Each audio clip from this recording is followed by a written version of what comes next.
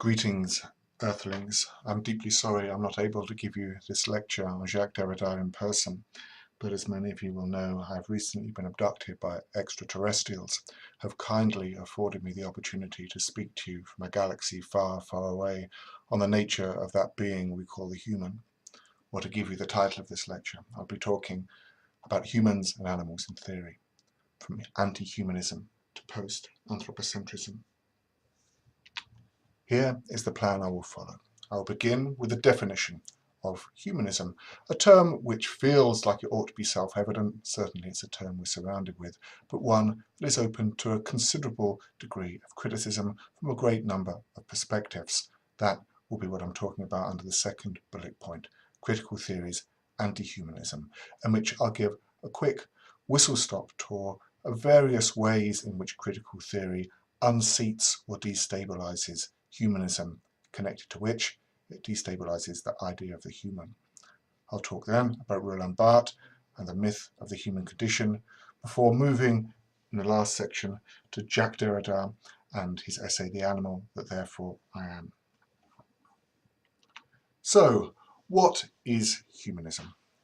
Humanism is a theory of the world in which the central organizing principle and value is the human. As such, it is relatively self-evident as a term. We might explain this more fully by thinking of oppositions or limits of humanism. So in classical theology, for example, the central organizing principle and core of value is God. In Darwinian biology, evolution is the central organizing principle of the world. By central organizing principle, I mean that which enables us to understand most deeply how the world works. In astrology, perhaps a more left field example, we might think of the alignment of the planets as a central organizing principle. So it is that which determines what happens in the world. So in humanism, it is the human that is the center of the world that determines what happens in the world. And this is very closely related to the rise of empirical scientific method, the 17th and 18th century in particular, the period of the Enlightenment, that posits that truth, what we know of the world, is premised on the experience of the human experimenter. So the human mind, the human gaze, is at the center of everything that we think we might know about the world. Critical theory presents a number of limit points to humanism. So in the following slides, I'll give you a humanist view on a particular idea and then give some sense very briefly of how critical theory might unravel that. Taking to start with the idea of language. Humanism says language is what makes us human. A very commonly heard idea that posits language as one of the evidences of human exceptionalism. We have language, other animals have codes or grunts or signs or calls. So language operates in humanist thought as a guarantee of the exceptional status of the human.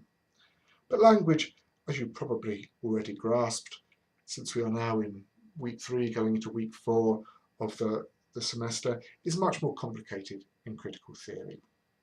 Looking at the linguistic theories of Ferdinand de Saussure and Derrida, language is a system of differences which is necessarily beyond the ownership of the human.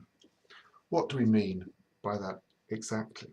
We might think of language not as a unique expression of what's in my mind, but a tool or a technology which is for sure part of us, part of how we communicate with us, but something that is also beyond us or which transcends us. Language is larger and stranger than the human. When I speak to you now, I'm not inventing language specifically to communicate the contents of my mind in this galaxy far, far away, but I am in a sense a being through which language passes. So language always, in some sense, transcends or exceeds the human. Labour. Humanism says that human freedom from servitude to, i.e., being in the state of nature, is gained through the capacity to work for myself, to meet and thus control my needs. We might think, for example, of the difference between a university lecturer and a rabbit. So a rabbit is in a field, it sees clover, It eats the clover. Its relationship with its own survival is very simple and immersive in terms of its relationship with its environment. University lecturers who have salaries and national insurance numbers exist in a far more complex relationship to that basic biological function of being able to provide for myself, to eat, to survive. And so this appears to be a sign, another sign of my exceptional status as a human from other creatures. Marx messes with this. Human labour is alienated, i.e. ownership and control of the use value produced by labour is ceded to the capitalist system of wages and exchange value. So, my designation as a human through labour must be deferred to the fact that my labouring self is always trapped or contained within a system of labour. So bank accounts, for example, or which are related, of course, to stuff like the stock market, which is related to all kinds of complex global financial systems. So the stuff that I do on a daily basis to earn my daily bread, as it were, dissipates into this vast, complex field of exchanges that's very distant from what I'm actually doing. So this is what we mean by labour is alienated. I don't have a direct relationship with my own labour, but everything's kind of dissipated and mediated. We might also note, as a footnote to this, that the arrival of ideas of humanism as a philosophy from the 16th century onwards is contemporaneous with the development of bourgeois mercantile capitalism. So humanism and capitalism are twin philosophies in a very meaningful historical sense. Psychology, so thinking here about psychoanalytic theory and how that might challenge accepted ideas of the human and humanism.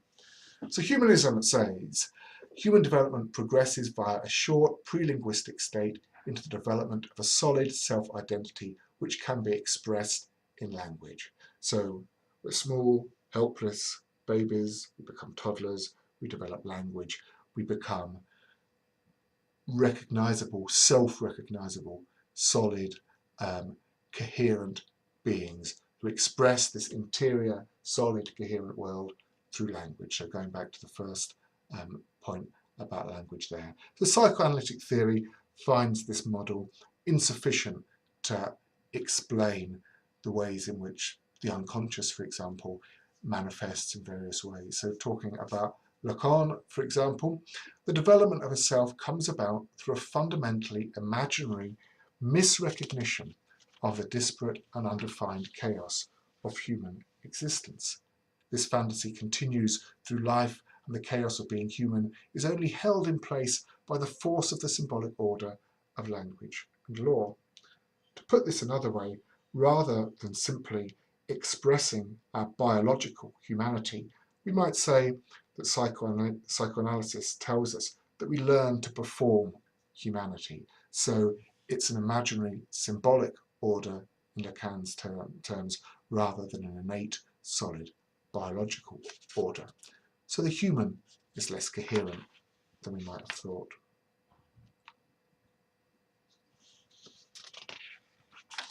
Culture.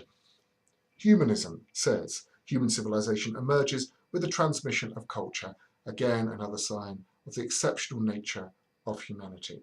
But people like Barth and Althusser, in contrast, say that culture circulates as a process of the naturalization of myth or false consciousness, which serves political ideology.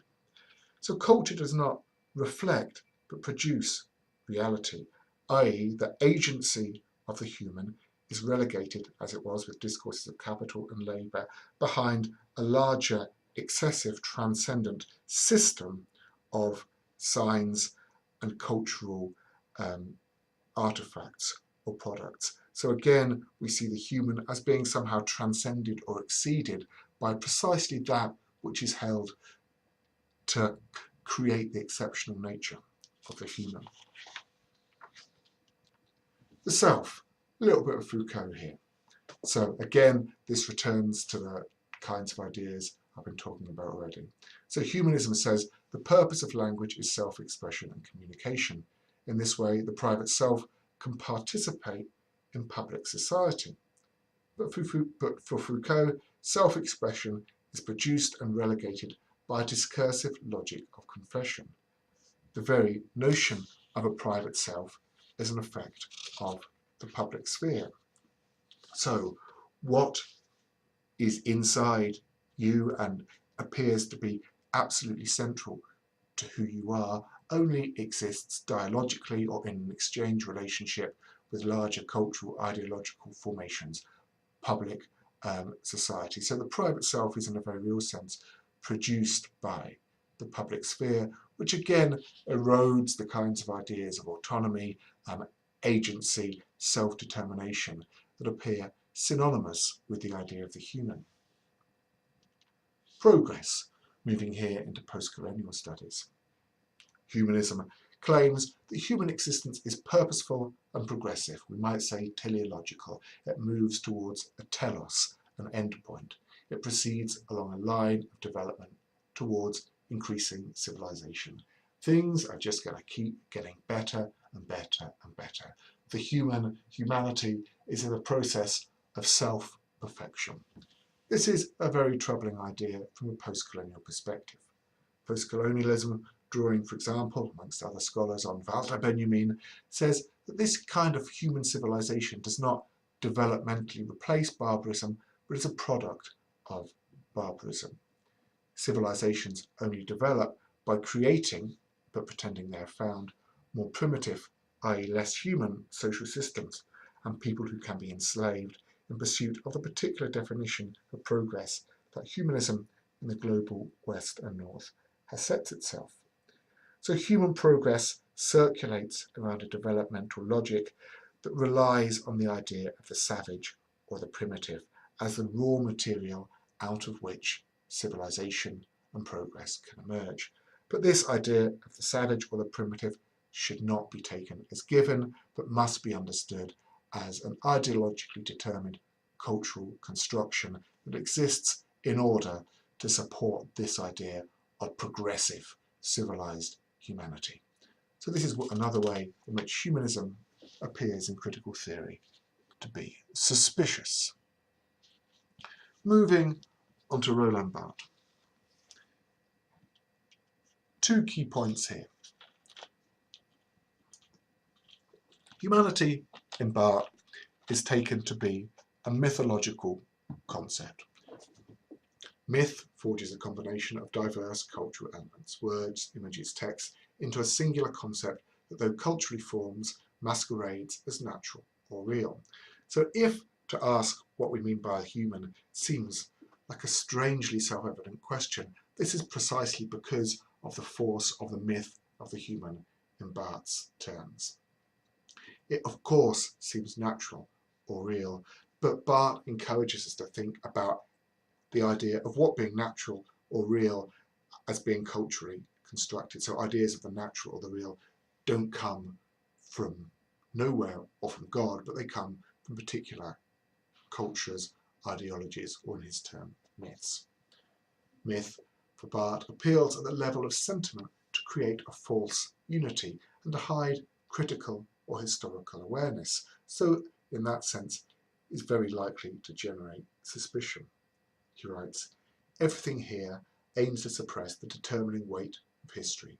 We are held back at the surface of an identity, prevented precisely by sentimentality from penetrating into this ulterior zone of human behaviour where historical alienation produces injustices."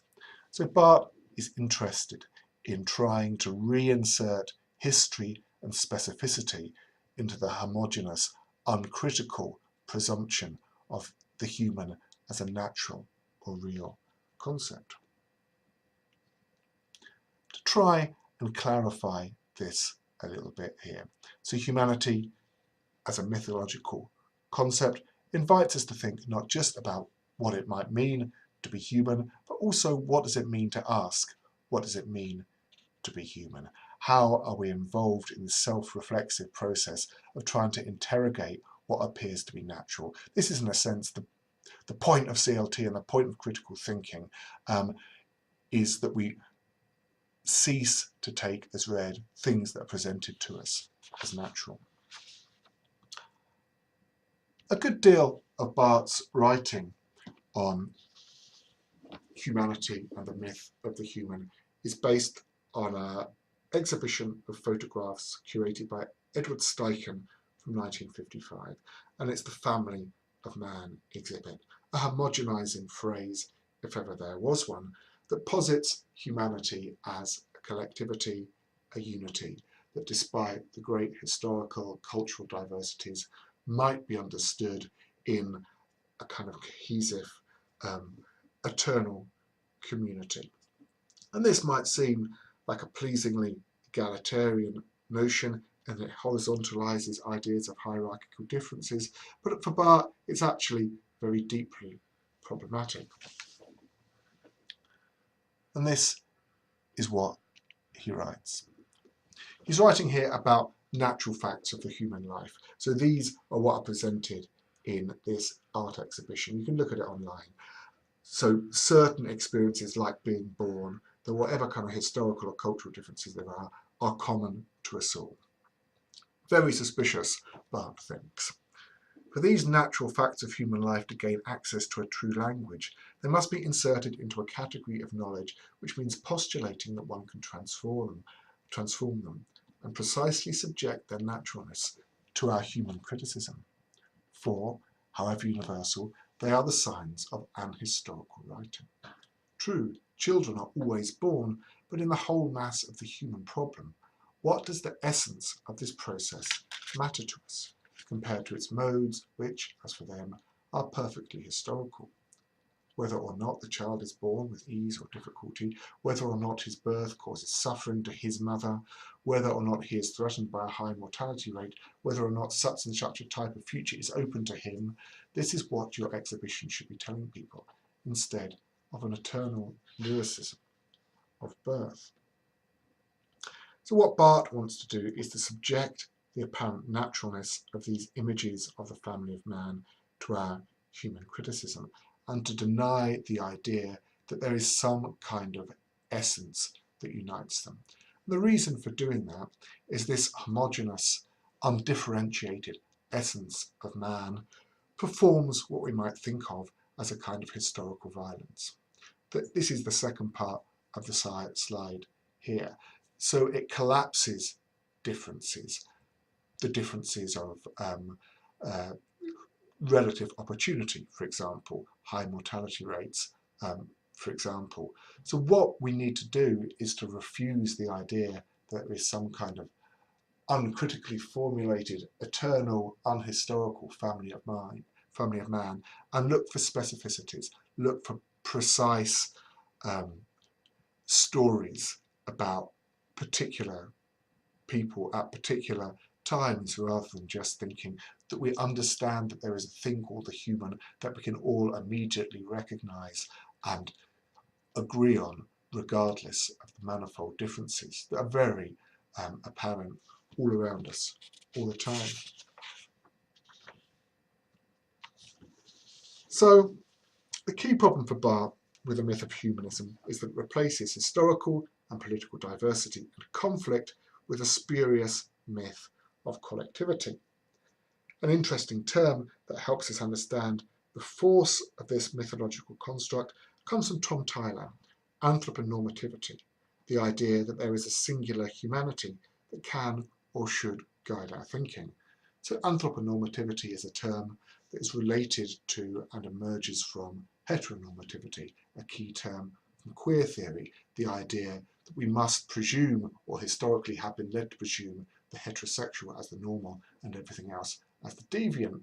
And anthroponormativity does something comparable in that it invites us to think that the anthropos need not be the normal, the only way of thinking about the experience of the world. There are, of course, an enormous number of diverse other perspectives on the world that should allow us to refuse the singular humanity that the idea of anthroponormativity evokes. So Barth uses a mode of structuralist critique to attack the myth of human nature. This opens up his understanding of the always already historical political nature of being human.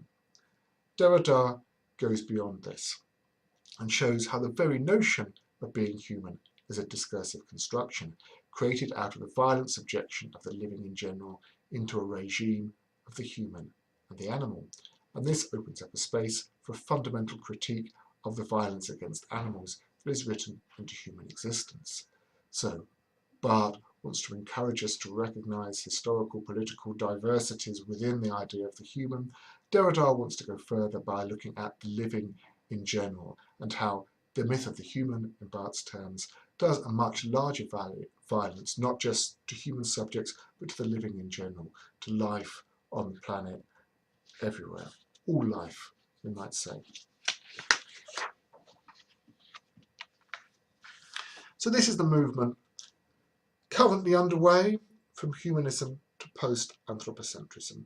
So humanism and anthropocentrism are words that we might think of as being synonymous with one another. So the Greek, the anthropos, the human. To recap, the human is the central organising principle and value in the world. So it puts the human at the centre. Anti- or post-anthropocentrism recognises the arrogance of this, its wrongness and injustice, and critiques the violent impact humans have had on the world by acting on this will to find a central organising principle and calling it human.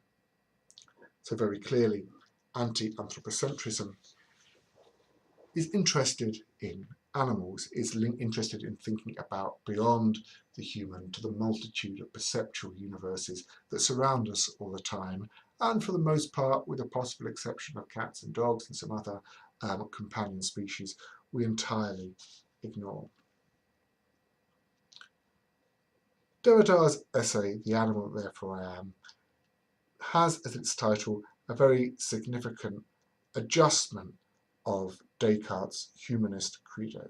Je pense donc je suis, I think, therefore I am, which recognises a very strong sense of human cohesiveness and self-empowerment. The human mind is what guarantees human sovereignty in the world. So there's a very kind of comforting, reassuring idea to Descartes' proposition that the functioning of my mind guarantees a solid foundation.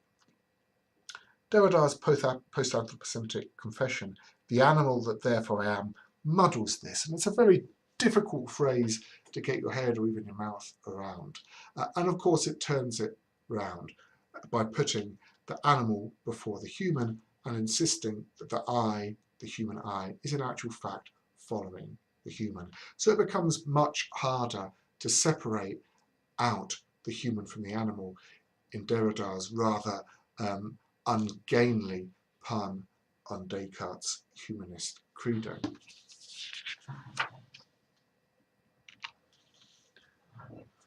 So, what is Derrida all about and the animal that therefore I am?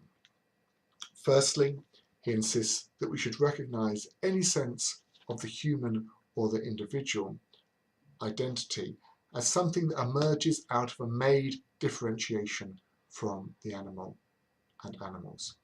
We should not presume that the difference between animal and human is ordained, is subject to some kind of metaphysics. So going back to a kind of a theological view, look at your Paradise Lost, for example, in which God makes humans and makes animals separate. So rather than it being made by a metaphysical divine process, it's culturally, ideologically ordained how humans and animals are differentiated.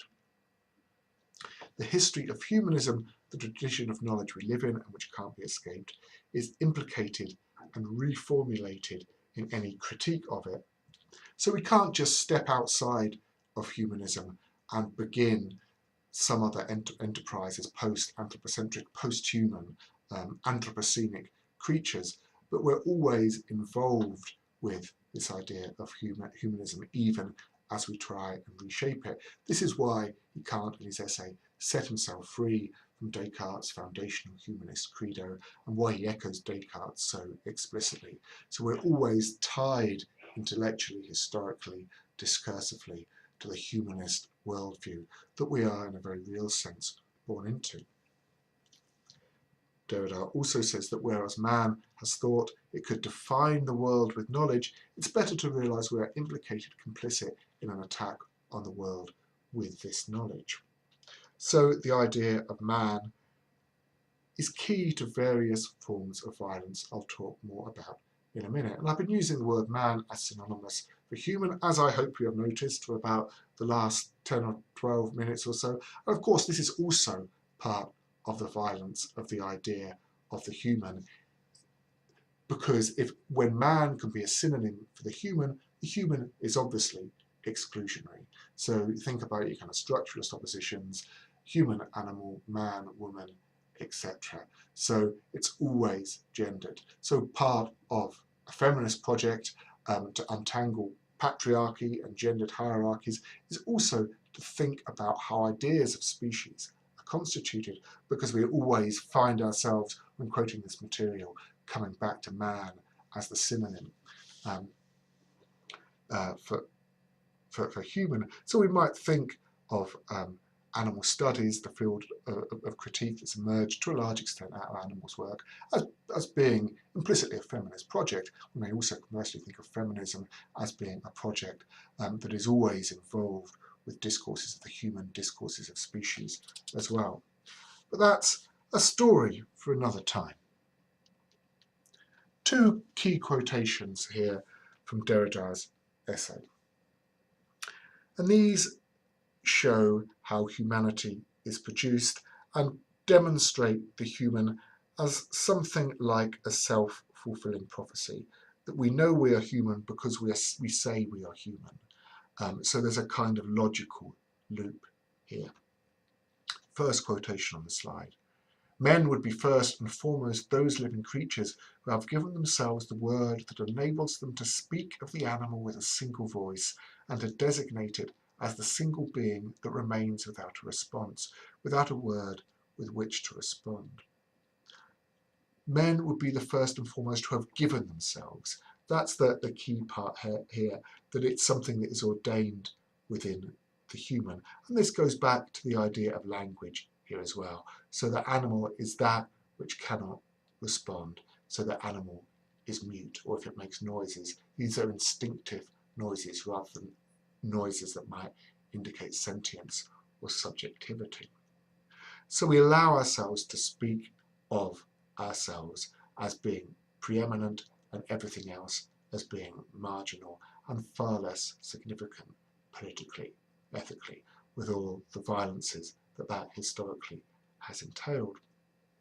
Another quotation not on the slide from the Italian philosopher Giorgio Agamben, an interesting counterpoint to Derrida in the formation of the human and the animal, writes of Homo sapiens as the machine for producing recognition of the human. So all we are as humans is a machine for saying that we are humans. I hope that rather counterintuitive and problematic observation might become somewhat clearer by the end. Derrida continues, writing here about the animal, the singular animal that opposes the singular human. Confined within this catch-all concept of the animal, within this vast encampment of the animal, in this general singular, within the strict enclosure of the definite article, the animal and our animals, as in a virgin forest, a zoo, a hunting or fishing ground, a paddock or an abattoir, a space of domestication, all the living things that man does not recognise as his fellows, his neighbours, or his brothers. So the list of places in which animals are enclosed here in Derrida's thought are all, of course, some more obviously than others, spaces of violence. So hunting or fishing ground, paddock, abattoir, zoos, mechanisms of control and violence. A virgin forest, perhaps less obviously so, but a virgin forest historically invites in a kind of rather perversely eroticized way, a kind of developmental penetration in a sense. So this highlights the point I was just making about how feminist discourses are quite closely woven in with these kind of anthropocentric or perhaps more accurately zoocentric discourses that Derrida produces here. But the key point is that to talk of the animal as if it were a singular thing is obviously kind of crazy. Because think, he goes on to say, about the difference between a protozoan and a dolphin, or I can't remember the exact oppositions he uses, between a hedgehog and a echidna, a bit more similar, or between a worm and a giraffe. So all of these, we might say, are animals. We may even say there are kind of divisions within this, invertebrates, mammals, etc. But all of those divisions are still contained under this umbrella term, the animal, which is so generalizing as to be entirely meaningless. How can we have a thing called the animal which encompasses worms and giraffes? So the only thing that they have in common is that they are not human. So the human is produced by this exclusion or othering of everything else, however diverse and different and kind of majestic and ugly and poisonous and wonderful they might be. You have this straightforward, simplifying, reductive opposition between the human and the animal that serves to create this sense of the elevated, hierarchically preferred human. And this is the discourse, above all, that Derrida is challenging in the animal, that therefore I am. I'm going to go over this a little bit more. There will be some repetition here, but I'm trying to clarify what is not easy to get your head around. I think certainly when I first read this stuff, it wasn't easy for me to get my head around it. So men give themselves the right to name every living creature, the animal or animals. And this is something that's in your Genesis, it's in your Paradise Lost. This is something that humans choose to do in those religious texts at God's behest. But it's not something they just find in the world or receive as an inheritance. So there's a great poem by the contemporary Scottish environmental poem John Burnside, which is about the moment before Adam names the animals, because obviously it's the guy that gets to name the animals. And so this is a kind of privileged moment of indeterminacy before ideology, before language, before all of these things separate out beings into their designated categories and create these hierarchies of being. So we insist that it is only us that can do this. So animals can only be animals because we know that they're animals and can call them animals. All the key philosophers agree the animal is without language. We have language. So we have the right to the word, the right to the world as well. Humans, quoting Derrida again here, have done this in order to identify themselves, in order to recognize themselves, going back to that Agamben quotation about the humanity, that Homo sapiens being a machine for producing the recognition of the human. They do this in order to recognize themselves with a view to being what they say they are, namely men, capable of replying and responding in the name of men. For Derrida, there is a wrong or evil idea in this, and here he is ironically playing with the idea of the fall as the birth of the human. That sin isn't against God, it's against the living in general, rather than against God. So that structural opposition between human and animal that man produces in order to recognize himself as the preeminent form is a great wrong, is a great evil against the world and a great error. To try and break this down a little bit more, we might say there are two key hypotheses, two key arguments in Derrida's essay: modernity and limitrophy. So, modernity, perhaps quite straightforwardly, historically, the last 200 years, we could argue about that, but for the sake of argument.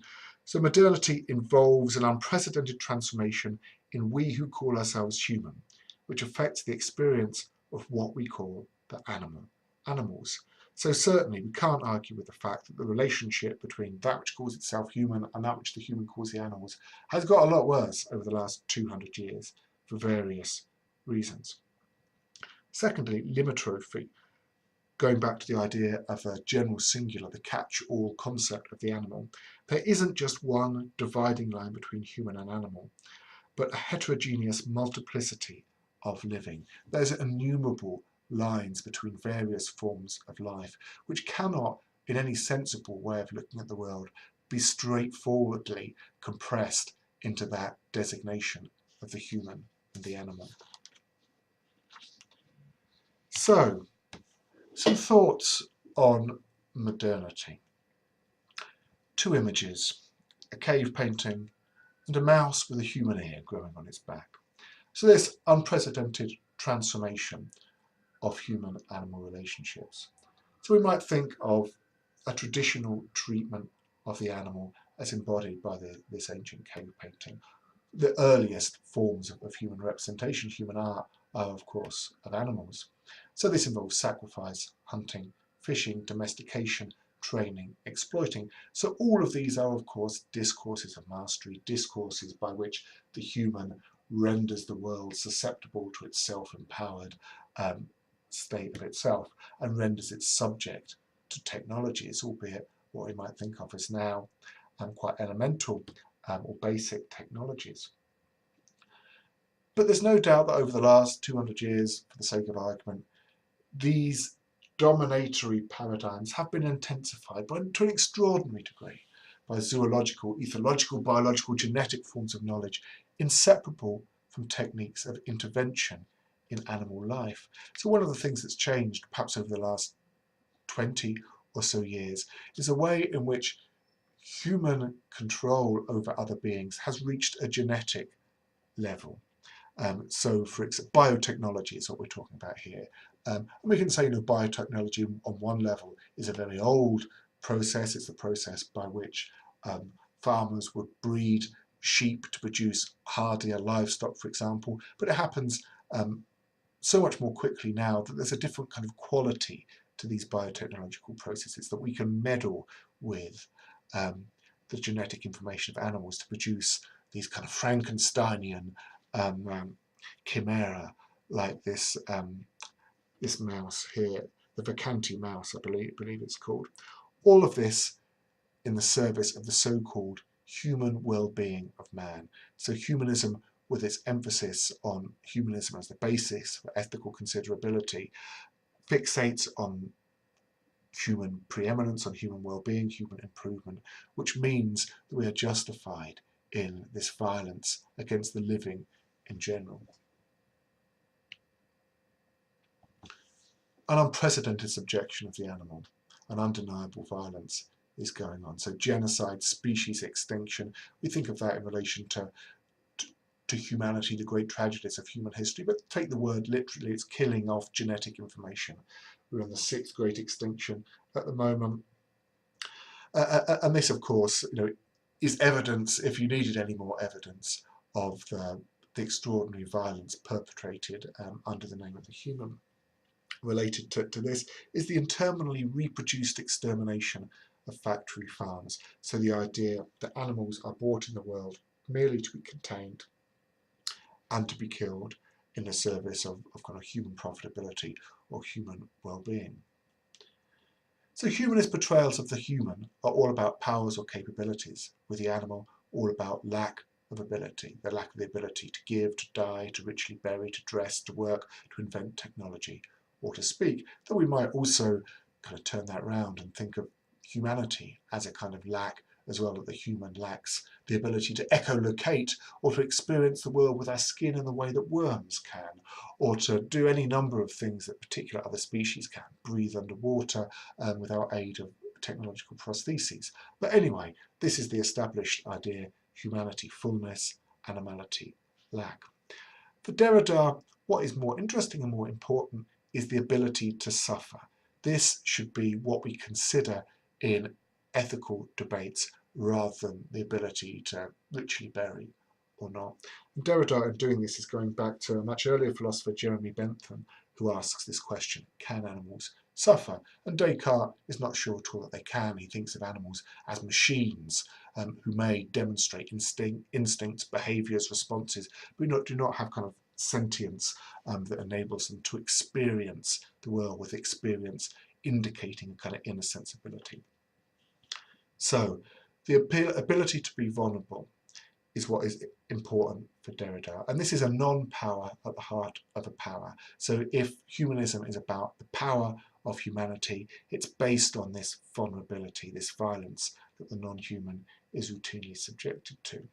And therefore this changes radically the terms of ethical discussion and the relation between the human and the animal. If what we think about is not these properties, about whether you can ritually bury or not, but a shared creaturely vulnerability. Over the last 3 or 4 years, the idea of the creaturely has been increasingly formulated in the work of people like Eric Santner and Anat Pick as a way of theorizing a shared vulnerability between the human and the not human. So the second hypothesis on limitrophy. So we need a replacement for a single opposition between man and animal, but not with homogeneous continuity between what calls itself man and what he calls the animal, which Derrida describes as asinine. So asinine is a pun here. So asinine is stupid, but more specifically pertaining to an ass. So there's a kind of name calling that goes on here in this section, calling the human an animal. So biological continuism is quite a dark idea. So this biological continuism is the idea, I suppose, based loosely on evolutionary theory, that there is a kind of downward slope from humanity at the top down to kind of worms and protozoa at the bottom. There's a continuity, and there's a point at which you would say, bang, there's the point of division between ethical consideration and non-ethical consideration. So this creates the possibility of all kinds of violences, like the Holocaust, for example, which creates the possibility for what Derrida calls a non-criminal putting to death, because there's a biological drawing of lines there. There is a line beyond which beings can be killed. The designation of the subhuman is premised on this kind of biological continuity. So Derrida's not into this biological continuity. What he wants is much more complicated than this single opposition or this sense of a kind of sliding scale of ethical considerability. He insists on more than one internally divided line, a plural and repeatedly folded frontier, a historically shaped border, a heterogeneous multiplicity of the living, a multiplicity of organisms of relations between living and dead. The multiplication of limits, the limitrophy. And this is much harder to draw. If you were to try and draw a graph of this, then it would be some kind of amazing mandala, for example, rather than the straightforward either or line, the human and the animal, or the human and the subhuman, or the human and the less than human. So this complication of relationships is part of the complication of logics of violence. And as Leonard Lawler says, this is part of an intention to live with a lesser violence. There's a really key ethical dimension to all of this. The truth of our limitrophic world, this world in which we live with these repeatedly folded frontiers between different beings, is that whenever one says the animal, one utters what Derrida calls a bêtise. So another French pun. Bêtise is French for stupidity, but it's also the word for beast, translated as asininity, asinine, donkey-like, inane, going back to that term again. So to think of the animal is fundamentally stupid, but in a way that actually helps us, that makes, we have to kind of name ourselves as animal in saying that, which kind of pleasingly reverses that logic of domination. So this ignorance and this stupidity, this bêtise, this asininity, is part of the war of the species. Here Derrida is linking the flawed logic of humanism with violence against the living that characterises the last 200 years. To anticipate where we're going next in the next lecture, we're talking about the Anthropocene, the geological period that we're now apparently in, which is based on the name of man. And I'll be using these thoughts about Derrida, about problematizing the anthropos, the idea of the human, as a way to critique this idea of the Anthropocene, that the current environmentally devastated moment that we live in is most appropriately designated under the name of man. And my alien captors have kindly agreed that they will allow me to return to Earth to deliver that lecture in person. Fellow creatures, I bid you farewell.